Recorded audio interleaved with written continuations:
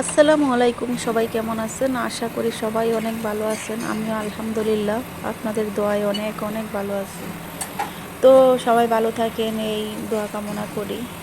তো আজকে নতুন একটি রেসিপি নিয়ে চলে আসলাম। আজকে দেখাবো বিকালের একটি মজাদার নাস্তা। তো আশা করি এই নাস্তাটা সবার অনেক পছন্দ হবে। ছোট বড় সবারই অনেক পছন্দের একটি খাবার। তো কলা দিয়ে আজকে একটি রেসিপি বানাবো।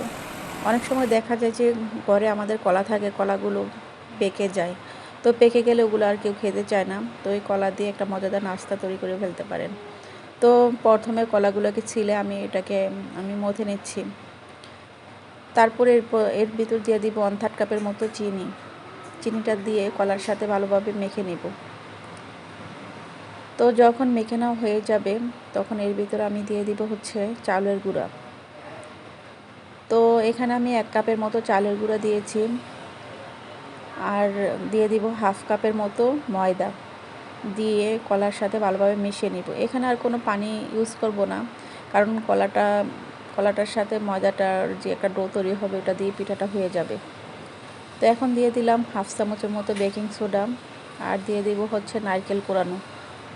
তো দিয়ে ভালোভাবে মেখে নিব। আমি চুলায় প্যানে তেল গরম করতে বসিয়ে দিয়েছিলাম। তেলটা গরম হয়ে গেছে, এখন আমি পিঠাগুলো ভেজে নেব। তো আমি ছোট ছোট বলের আকারে দিয়ে দিচ্ছি পিঠাগুলো। এখন এক এক করে সবগুলো পিঠা আমি এভাবেই দিয়ে দিব। তো পিঠাটি দেওয়া শেষ হয়ে গেলে এখন আমি উল্টে পাল্টে অল্প আঁচে ভেজে নিব। তো বাচ্চারা অনেক সময় কলা খেতে চায় না, তো এইভাবে বানিয়ে দিলে দেখা যায় যে বাচ্চারও খাওয়া হলো আর কলাটা নষ্ট হলো না। তো আমার বাচ্চা তো খুব পছন্দ করেছে এই রেসিপিটা। তো এইভাবে আমি সবগুলো পিঠা বানিয়ে নেব।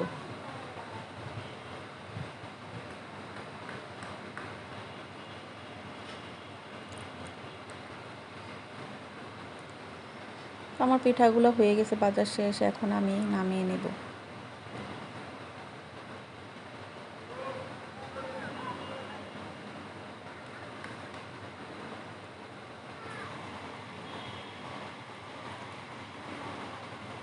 আমি টিস্যু পেপারের উপর রেখে দিচ্ছি, যেমন এক্সট্রা তেলটা শুষে নেয় তার জন্য।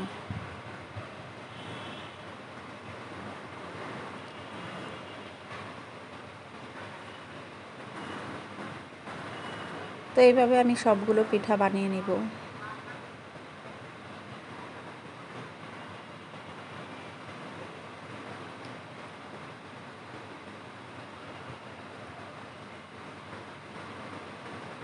তো পিঠাটা অনেক নরম তুলতুলে হয়েছে, অনেক সফট, আর খেতে অনেক মজা।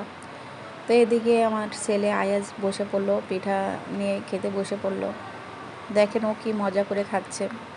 তো বানালে যদি বাচ্চারা খায় তাহলে মন প্রাণ দুটাই আনন্দে ভরে যায়। তো যাই হোক, তো আজকের ভিডিওটা কেমন লাগলো সবাই জানাবেন। যদি ভালো লেগে থাকে লাইক কমেন্ট করবেন, আর সবাই ভালো থাকবেন। আল্লাহ হাফেজ।